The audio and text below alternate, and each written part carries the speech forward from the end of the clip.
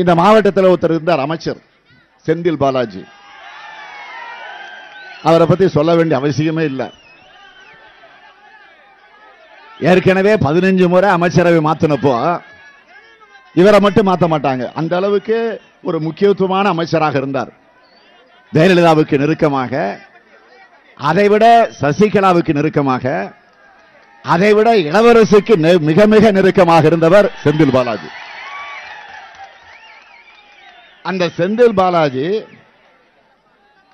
அமைச்சரவை 15 முறை ஏற்கனவே மாத்தி அமைச்சாங்க. அப்பெல்லாம் அவரை மாத்தல, சீனியர் அமைச்சர்லாம் மாத்தினாங்க. ஆனா இந்த ஜூனியர் அமைச்சரை மாத்திரம் மாத்தல. இடையில அந்த அம்மா ஜெயிலுக்கு போனப்போ யாரை முதலமைச்சராக தேர்ந்தெடுக்கலாம்னு சொல்றப்போ அந்த பட்டியலில் இவர் இருந்தாருங்க. இவர் கெட்ட கேடு செந்தில் பாலாஜி பேர் இருந்துச்சுங்க. அப்போ இதான் வேடிக்கை. ஆக இன்னைக்கு பாத்தீங்கன்னா அவர் மட்டும் இல்ல, ஒட்டுமொத்தமாக பாலாஜியினுடைய தம்பி இந்த கரூர் மாவட்டத்தை தன்னுடைய கட்டுப்பாட்டில் வச்சிருக்கிறாரு. கட்டுப்பாடுனா கொள்ளையடிக்கிறதுல, ஊழல் செய்கிறதுல, லஞ்சம் வாங்குறதுல, அந்த கட்டுப்பாட்டில் வச்சிருக்கிறாரு. இதெல்லாம் கரூர் வாசிகள், கரூர் மாவட்டத்தில் இருக்கக்கூடிய இந்த குளித்தலை தொகுதியில் இருக்கக்கூடிய உங்களுக்கெல்லாம் நன்றாக தெரியும். ஆள் கடத்தல், நில அபகரிப்பு புகார்கள் எல்லாம் இன்னைக்கு நீதிமன்றத்தில் இருக்கு. அதே மாதிரி பேருந்துகளுக்காக ஒரு கருவி வாங்கினாங்க, டிக்கெட் கொடுக்கிறதுக்கு ஒரு கருவி, ஜிஎஸ்பி கருவி. அந்த கருவியில ஊழல் நடந்திருக்குன்னு சட்டமன்றத்தில் நான் தான் ஆதாரத்தோடு எடுத்து பேசினேன். இது வரைக்கும் முறையான மறுப்பு கிடையாது.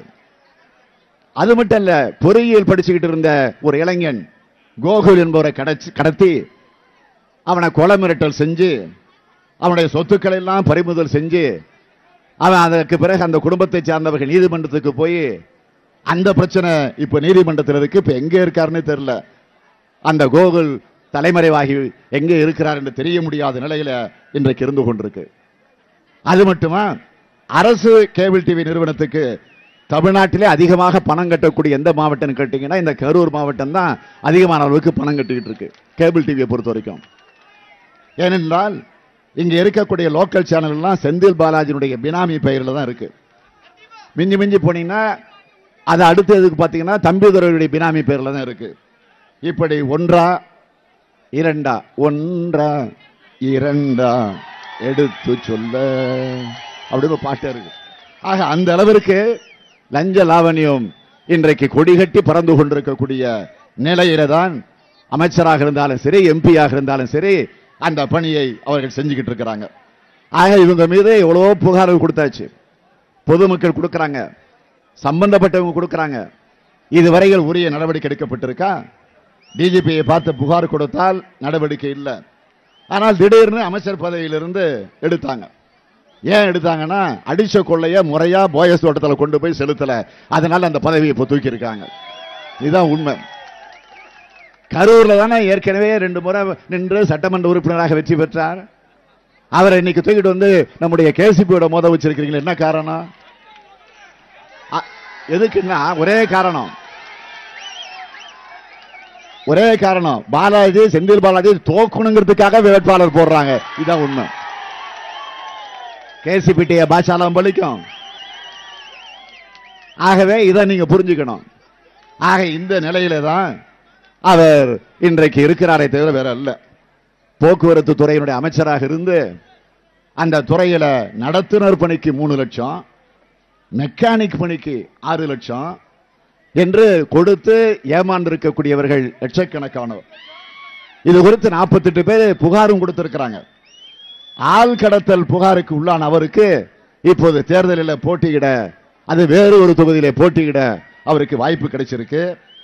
அதிமுகவில் செந்தில் பாலாஜி மட்டும் இல்ல, இன்றைக்கு அந்த அமைச்சரவையில் இருக்கக்கூடிய யாராக இருந்தாலும் அத்தனை பேர் மீது இன்றைக்கு அடுக்கடுக்கான புகார்கள் வந்து கொண்டிருக்கு. சத்துணவு நியமனத்திற்கு லஞ்சம், ஆசிரியர் நியமனத்திற்கு லஞ்சம், என்ஜினியர் நியமனத்திற்கு லஞ்சம், அலுவலக உதவியாளர் நியமனத்தில் ஊழல், ஓட்டுநர்கள் நியமனத்தில் ஊழல். எனவே இந்த லஞ்சம் தலைவிரித்து ஆடிக்கொண்டிருக்கக்கூடிய காரணத்தால் தான் இந்த லஞ்சத்தை ஒழிக்கணும் வேண்டும் என்பதற்காக தலைவர் கலைஞர் அவர்கள் இந்த தேர்தல் அறிக்கையில லோக் ஆயுக்தா சட்டம் கொண்டு வரப்படும் என்று அறிவித்திருக்கிறார். லோக் ஆயுக்தா என்பது கரப்ஷன், கமிஷன், கலெக்ஷன் இருக்கக்கூடாது. ஊழல் இருக்கக்கூடாது, லஞ்சம் இருக்கக்கூடாது. எனவேதான் இந்த தேர்தல் அறிக்கையில இது ஒரு சூப்பர் ஹீரோ என்று சொல்லக்கூடிய 501 உறுதிமொழிகளை கொண்டிருக்கக்கூடிய வாக்குறுதிகள் இதில் இடம்பெற்றிருக்கின்றன. இது மாநில அளவில் நிறைவேற்றப்பட வேண்டிய நிலையில் உருவாக்கி இருக்கக்கூடிய தேர்தல் அறிக்கை. வரவேற்புரை ஆற்றியிருக்கக்கூடிய கரூர் மாவட்ட கழகத்தினுடைய செயலாளர் என்னுடைய இனிய சகோதரர், அருமை சகோதரர், பாசமிகு சகோதரர், ஆற்றல் மிகு சகோதரர், செயல் வீரர் செந்தில் பாலாஜி அவர்களே,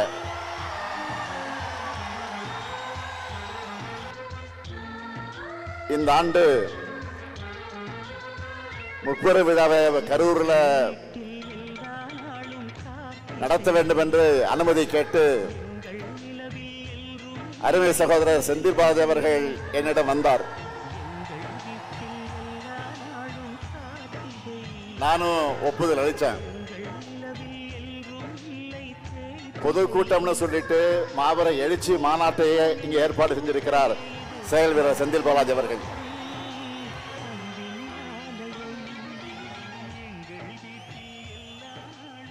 நாம கோடு போட சொன்னா ரோடு போடுவாரு.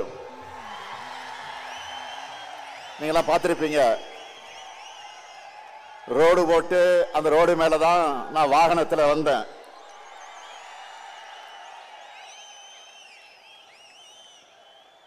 மேற்கு மண்டலத்தில் எதிரிகளுக்கெல்லாம் ஒரு சிம்ம சொப்பனமாக இருக்கக்கூடிய வரதான் நம்முடைய செந்தில் பாலாஜி அவர்கள்.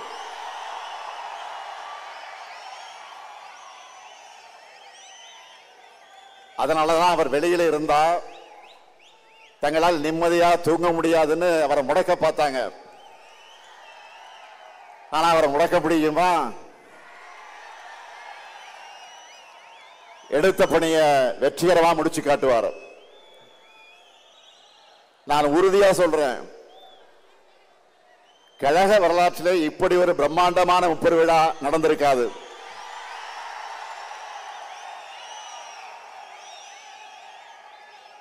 கொட்டுக்கிட்ட மழையாக இருந்தாலும் அதையெல்லாம் பொருட்படுத்தாம நீங்க எல்லாம் குடையை பிடிச்சுக்கிட்டு நாக்கால தூக்கி தலைமையில வச்சுக்கிட்டு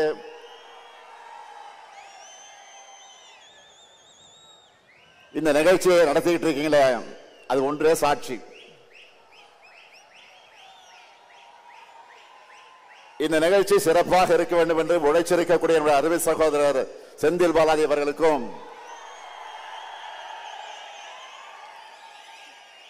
அவருக்கு துணை நிற்கக்கூடிய கரூர் மாவட்ட கழக நிர்வாகிகள் அனைவருக்கும் என்னுடைய பாராட்டுக்கள், வாழ்த்துக்கள்.